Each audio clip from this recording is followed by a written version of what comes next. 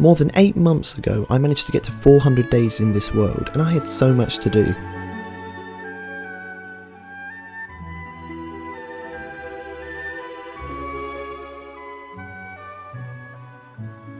Now, I'm back to get to 500 days.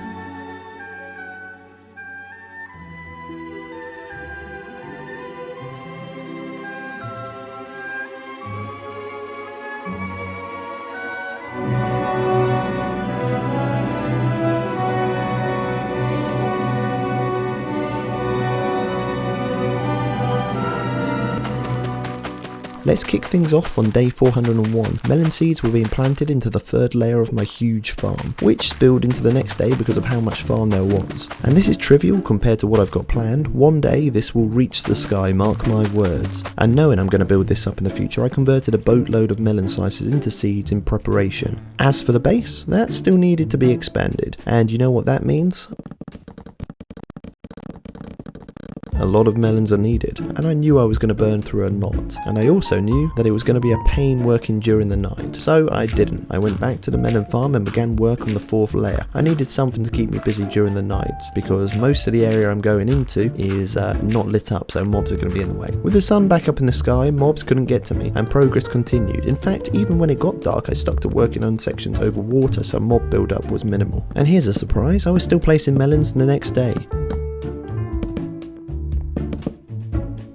Oh, and even more of a surprise the day after that as well, although I didn't appreciate being speared by a drowned thinking I was a walking fish fillet. Well, sushi was served. Day 407, disaster. I ran out of melons. What did you expect when I had an area as large as this to fill in? But there was always more, including this fourth layer of the melon farm I went back to work building.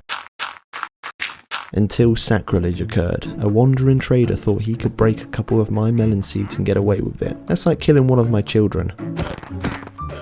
Looking at my third layer melons, I was trying to figure out if I should let them grow a bit more or farm them. I decided I'd farm them, but I had one last stack of dirt on me, so it made sense to get rid of it.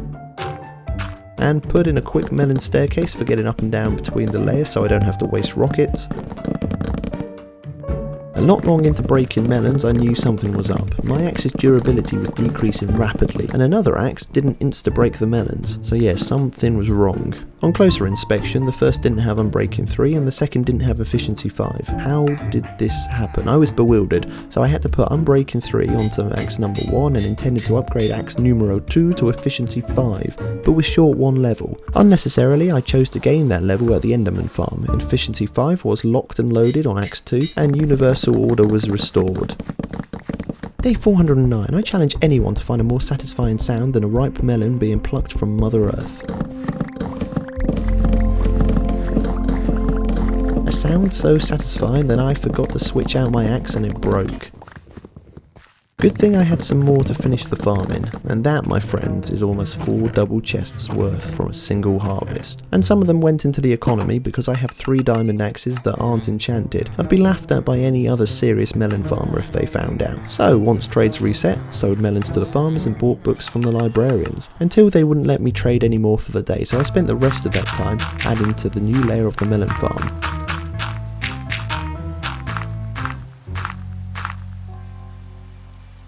Day 412, I bought the last 4 books needed and went to the Enderman farm to slap those enchants onto the axes.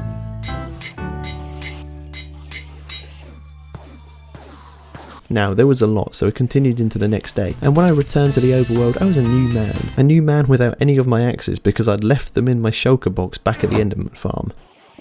Axes collected, it was time to hunt for ancient debris to give them that last evolution, after I gave some anger management lessons to a few zombified piglins. I like strip mining for ancient debris, and with only 12 pieces to collect, it wasn't a big deal.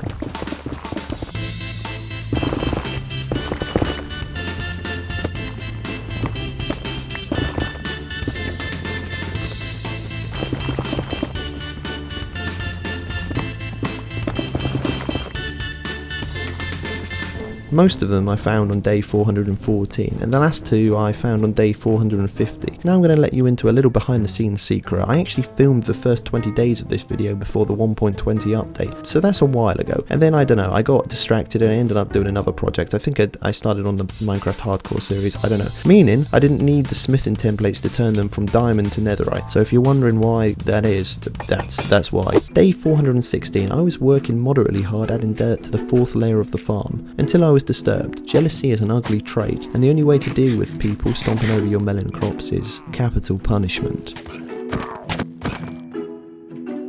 Day 417 was an interesting day. Not really, I placed dirt all day. Someone in the comments in my 400 days video reminded me I had a load of dirt in the chests by the area I'd been renovating at the base of my ice road staircase. Great, because otherwise I'd have to have gone collecting the stuff.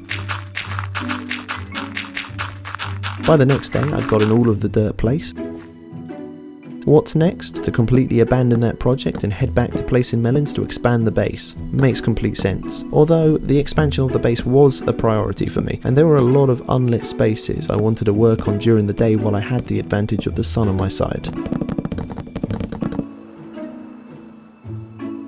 Talk about dedication to one thing at a time. I was back at the melon farm working my little cotton socks off, getting the bases of the trenches in place. Until night came and I went to light up as much of the base expansion as I could. And of course get a few more melons placed. Never forget them. The intention was to head back the next day to the farm, but I didn't have the wood for the trenches. And I insisted on using wood because I didn't want to use dirt, and it's probably the second easiest non-melon block for me to get a hold of in large quantities. And I'd gotten enough that I finished getting the trenches in place. Then it was on to my personal favourite job, filling them with water.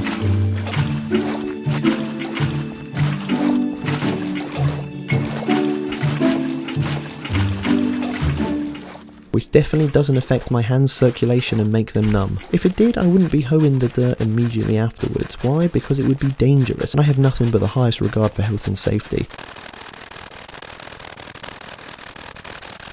I started to plant the melon seeds prematurely. I realised after a few lanes had been planted. Premature because it's a lot easier to get the trapdoors and torches in place first before the seeds are planted. Luckily I remembered early on to avoid the inconvenience of melons getting in the way. You know what, it was almost a nice sight to see a phantom. I've been using the sleep trick in my hardcore world, where you lie down for a couple of seconds and then get back up to reset their timer, but you don't actually go to sleep so you don't skip the night. It's a really cool trick, and I actually learnt it from one of you guys in the comments, so thanks for that. Day 427, seeds were getting put into the ground. It's nice having an auto melon farm because it produces slices and they're easy to convert into seeds, so running out was never an option. By the next day they were all tucked up in their soily beds. I've been trying to lay the melons out in a grid pattern so I can determine where each torch is to be placed, however it began to thunder. And I don't like mobs, so I went to place melons in an area already lit by torches where mobs would not be. I'm no storm chaser, so when the thunder passed I stayed put to continue placing melons.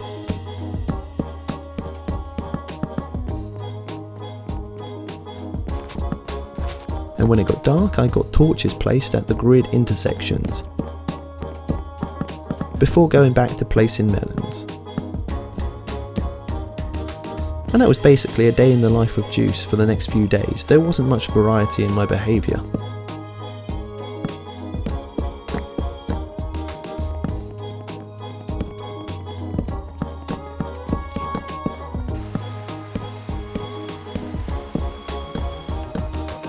It may look like a giant melon net, but the layout was complete. All that needed to happen now was get the melons placed. In terms of size, this is the sort of scale melon royalty such as myself is suited for. Unfortunately, this isn't a multiplayer server where I'd get workers to do that job for me. Everything I wish this world needs to be is to be accomplished by my own two hands. And for the next 3 days, I worked those two hands by getting a lot of melons placed.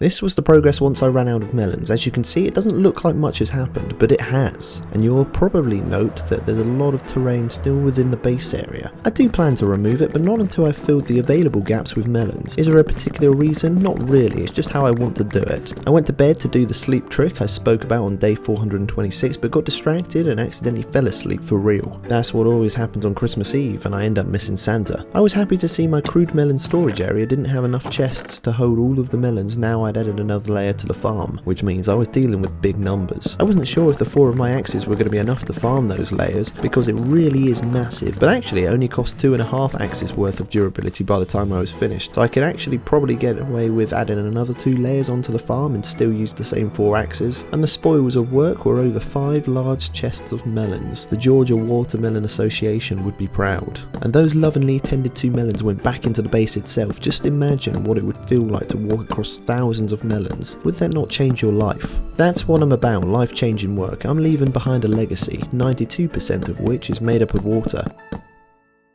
And here's the progress at the end of day 442.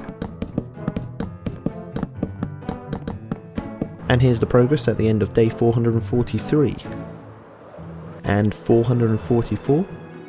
445, 446, 447, and 448 where I've ran out of melons. There's not much empty space left to fill in, and so I found myself back at the farm, the one place I would always return to. It's the cycle of the melon. Don't hate it, just accept it for what it is. With only the single axe left with enough durability to get some serious farming done, I thought it would be done by the end of the day, but no, it actually lasted me the entire day. Now that I'd been filling in the grid, the area underneath the infinite blanket of melons had become as dark as night. Not a place to grow melons, but it was a place for evil to exist. Well, as long as they exist in silence, I'm not going to have a problem. Melon farming continued until my axe's durability reached Slim Jim levels, and it was at this point I had more than enough melons to finish off filling in the area.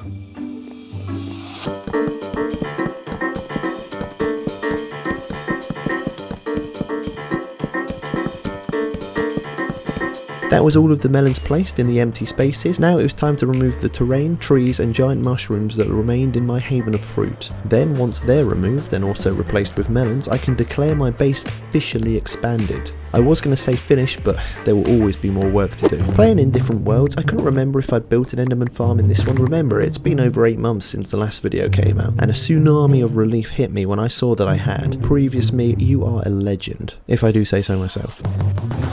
I've been thinking about all of the projects I want to do in this world, and honestly, I think 1,000 days won't be nearly enough to get it done, which I know many of you watching will be kind of happy about.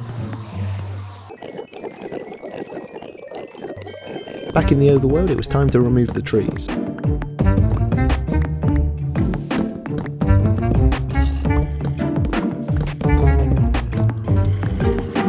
These guys probably thought they had a chance if they came at me in a group. After spending 100 days in a zombie apocalypse, however, killing groups of the undead was my speciality. In the background of my melons, the iron farm had been working diligently, and it's got me a lot of iron for only a single cell farm. I have been tempted to expand it, or make another larger iron farm somewhere else, or to make more of them around the base, until I remembered I don't actually use iron that much, and what I have is more than enough for my needs. Day 453, the blocks that needed removing in one of the sections of the base had been disappeared. Now, while this area is prepped and primed for melons, there are other sections of the base that are not, and so I figured I'd want to get all of the melon placing done in one go, so work began on the spruce section of the terrain that had leaked into my base. Or was it my base that had leaked into the spruce section? That's a good question. The next day I cleared the trees, the dirt and the grass blocks, giant mushrooms and stone, and by the next day after that, everything that needed to go had gone. And looking down on it from above, there was a lot more space that needed filling in than originally thought. I think now that I've removed it, it's sort of highlighted to me how much of this space still needs to be filled by melons. Well, it's got to be done, and I'm no stranger to placing blocks. You know why? Because I'm 455 days deep into this world, and it's part of the game. And so I placed melons in a frenzy.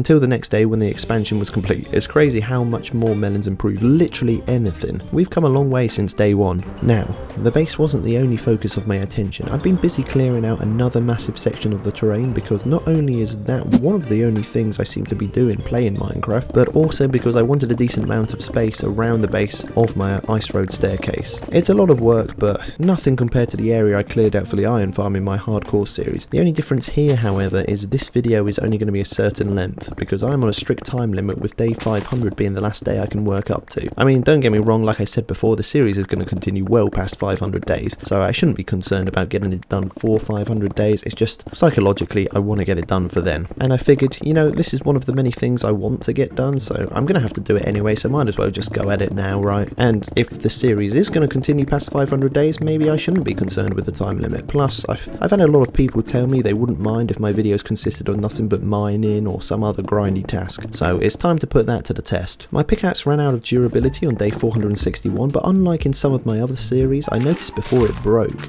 I had one pick with full durability left. My terrain clearing antics was taking me further out into the areas I hadn't lit up, and mobs are a pain, so the torches came out. And the next day I took the work into those areas, mainly the area in between the base and the staircase in, as I'm planning to also remove that area and replace with melons too. And because the space was light enough, I continued to work peacefully during the night. Day 463 I worked on mapping out the borders of the section of terrain I'm going to be removing between the base and the staircase perimeter, and then went trading because for some reason one of my picks had efficiency 4 instead of 5. It's been a while since 400 days, as I seem to have mentioned a lot, so I can't remember if previous me knew about this. Whatever the case, present me fixed it. The next day all I did was shovel dirt, and the day after I went back to mining. I was now using my Fortune 3 pickaxe, so I was getting a lot of cobblestone, which is a good thing because I have a plan to make a load of observers and pistons for a mega melon farm. Automated, of course, hence why I need observers and pistons. I ended up getting onto my last shovel for day 466. Once its durability was depleted, I'd take all of the tools to the Enderman farm. It was apparent I was going to have to move my beacon at some point because as dirt was removed, a lot of stone was uncovered. The next day it was time for the Enderman farm. I know the additional ender pearls here are completely unnecessary, but I can't help but feel stressed about not collecting them. I might do what I've done in my hardcore world and put a load more chests for storing them. When my tools had regenerated fully, I hung around to consume all of the leftover XP. You never know when you might have to do some emergency enchanting or name tagging. Then it was back to work doing the same interesting job of removing the terrain layer by layer. The melons I'd put in place inside the huge cave a long time ago were starting to get uncovered. It was fulfilling, but also I couldn't help but notice how quickly a pickaxe's durability melts away when you have a huge amount of mining to do. It made me think that I might need a load more backup picks to keep momentum going for longer, because I can imagine I'm going to be building a lot of melon perimeters within this world. I enjoy large projects, but the only off-putting thing about doing them during a 100-day series is that most of the footage ends up being kind of grindy, and then I feel as if I'm doing a disservice to you watching, but I want to do large projects, so it's a bit of an inevitability I can't avoid. And though yes, I could break it up by splitting my time between multiple projects, it's really nice just to get into an unbroken rhythm and focus on one thing at a time. But then that's just another part of 100 days videos, I guess. Something tells me I'm going to have to make additional storage space below my house, because no way is everything going to fit unless I get a lot more shulkers.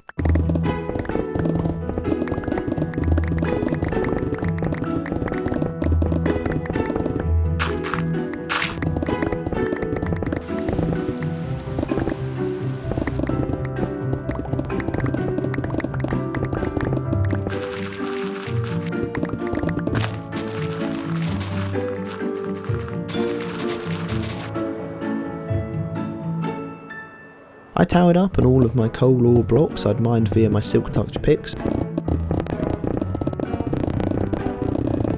and then mined them back down with my Fortune 3 pick, as it gave me enough XP to fully repair that pick from 0 back to 100, with coal ore blocks to spare, meaning I'd gotten another full pick's worth of mining done for the day I wouldn't have. Then, once durability got low again, I mined the remaining coal ore blocks plus an additional stack I'd found lying around inside of my smelting shulker box, gaining that extra tasty XP goodie bag, which I used to mine what I could until the pick was on the verge of breaking and I had no way of repairing it. And that was when I went back to the Enderman farm to repair all of the damage done, and unlike my hardcore world, I have few enough tools that it was done before the day was over.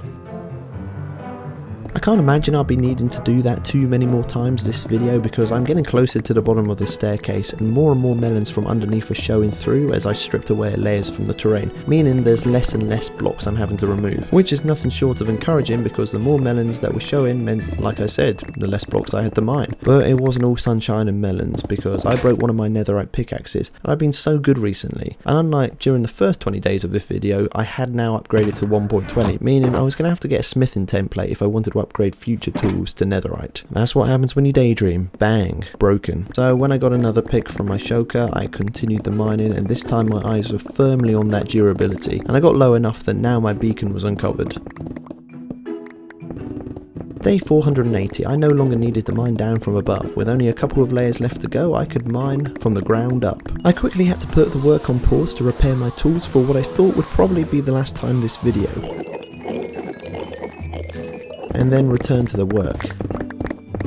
And by the next day I'd completely flattened all of the terrain within my beacon's Instamine parameters. The project hasn't finished by any stretch of the imagination, but it's another huge part of the overall process completed. But I am going to have to move my beacon and mine out all of the stone from in between my base and the staircase perimeter. But that can wait for another video. Instead, I wanted money from villagers, because I wanted to buy a couple more diamond picks and the enchants to go with it. However, I messed up the enchants because I wasn't really paying attention and ended up making the enchanting too expensive to put the combined books onto my first pick. Man, I really hate that mechanic. And the second pick I couldn't afford to put all of the enchants onto. So the next day I went back to trading, and the farmers wanted to buy a lot of the melons today. I swear they reset their trades more than usual. No complaints from me. I chose to put the enchants on the pick at the Enderman farm, where I could level up quickly to regain the levels spent on enchants. Now, I've been working on the perimeter of one of the ice road staircases, but I had two. The second I hadn't done any work on. Don't pull your hair out, I had no plan on clearing out the area. I simply wanted to map out the space I'd be filling with melons. To be fair, this area would be much less work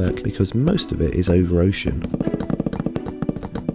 Now, my trade hall, let's face it, is tiny and overcramped. I've been thinking about making a much larger expanded version with lots of farmers and clerics. Clerics because I want a reliable source of redstone, because I have a plan to make a huge auto melon farm. I could have set up another at the base, but I wanted to avoid lag, so I went searching for a village. I found a plains village a few hundred blocks away from my cactus farm, arrived and built a village breeder for increasing the villagers to a healthy populace. The trade hall will be a separate building. I was hoping to get the villagers transported before night, but it didn't work out like that, and I ended up having to go to sleep to prevent themselves getting killed by mobs. Now, we all know villagers are defenseless and stupid, so I needed to transport them before night, so I wouldn't have to be concerned about mobs finding them and doing the dirty. I've been getting into the routine of mapping out everything I build before I actually do so. It might not look like I know what I'm doing, but let me assure you, I mostly do. And the trade hall I'm planning on building will house 180 villagers. A lot of them are going to be farmers like myself, because I want big stacks of Wall Street money.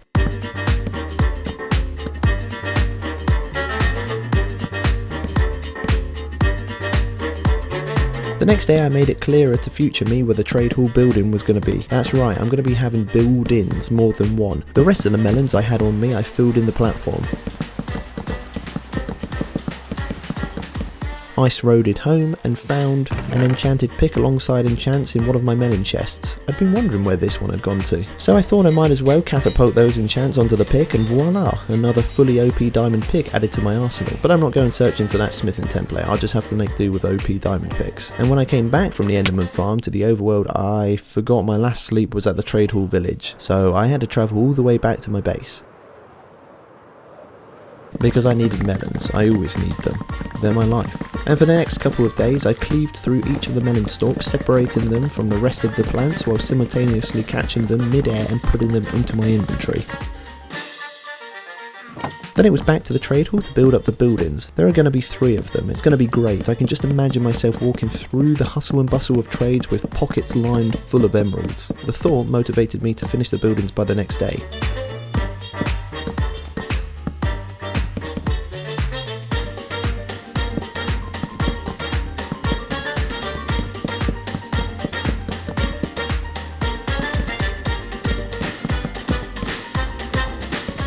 and then it was back to the base to grab more melons again. On a side note, I've worked out how to travel in a straight line on my ice road without having to constantly adjust my trajectory. Put the boat down in the middle of the road, manually push it into the rails, and then I can boat in a straight line. It's nothing I can't accomplish. On my journey back to the trade hall, I have to pass the cactus farm, and I realised I don't actually have a nether portal set up, meaning I always have to use the ice road to get to it. Which, don't get me wrong, isn't a bad thing. The ice road is amazing, I'm glad I built it. However, elytra travel through the nether would be even quicker. And now that I had a nether portal for the cactus farm in place, I renovated the area inside the nether to not only make the portal a little safer and stand out, but also because it looks better surrounded by melons.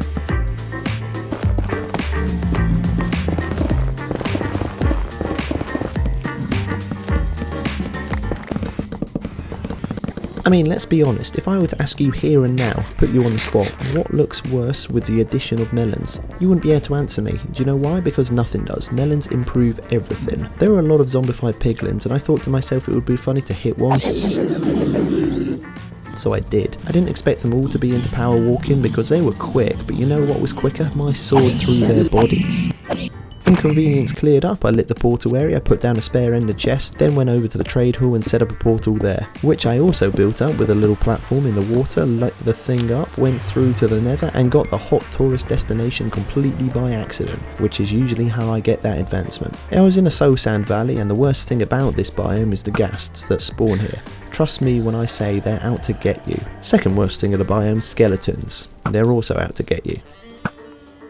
Mobs aside, I put my head down and worked on renovating this portal area like I'd done with the cactus farm portal. Day 497 I ran out of melons, filling in the gaps of the portal area, so I had to take the ice road back to the base, restock, then travel back to the trade hall to continue work. That was a big portion of the day gone, and the work didn't get done until the next day. All melons were placed. However, it still felt cramped, and I thought heightening the ceiling would fix that. Again, I lit the place with torches and put down another spare ender chest, and the portal was finished. It's a simple design. All I've done is flatten the space, put melons down, heighten the ceiling, and I like how it looks. And you know what? The slightly higher ceiling did fix the too cramped feeling. At the portal in the overworld, there's a patch of water in between the trade hall and villager breeder that can only be crossed by boat or swimming, and I don't like that. The solution? Fill the space with melons, obviously.